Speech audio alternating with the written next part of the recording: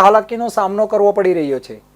બીજી તરફ ચોમાસું સમયસર બેસતા ખેડૂતોમાં ખુશીની લાગણી છવાઈ છે, કારણ કે હવે તેઓ ડાંગરની ખેતી માટે તૈયારીમાં લાગી ગયા છે।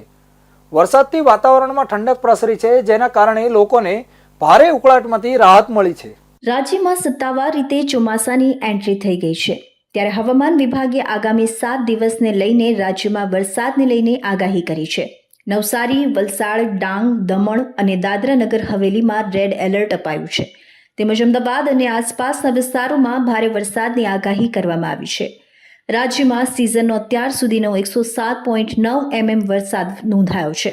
20 અને 21 જૂન માટે કોઈ અતિ ભારે વરસાદની આગાહી નથી, પરંતુ 22, 23, 24 અને 25 જૂનના રોજ ફરીથી રાજ્યમાં અતિ ભારે વરસાદની આગાહી કરવામાં આવી છે।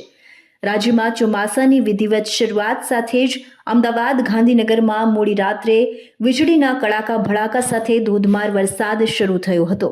ધોધમાર વરસાદને કારણે અનેક સ્થળોએ પાણી ભરાયા હતા, જે હજી પણ ન ઓસરતા મહાનગરપાલિકાની કામગીરીની પોલ છતી થઈ છે।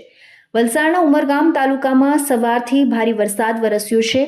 માર્ગ ઉપર પાણી ફરી વળ્યા હતા, જેને લઈ વાહન ચાલકોએ મુશ્કેલી ભોગવવી પડી હતી। સાથે તાલુકામાં માર્ગમાં મુખ્ય પોઈન્ટ પર ટ્રાફિકની સમસ્યા ઉભરી આવી હતી। સરીગામ અને ઉમરગામ જીઆઈડીસીના મુખ્ય માર્ગ પર પણ પાણી ભરાયા હતા। જોકે વરસાદના આગમન થતાં અસહ્ય બફારા સામે વાતાવરણમાં ઠંડક પ્રસરી જતા લોકોએ ગરમીથી રાહત અનુભવી હતી।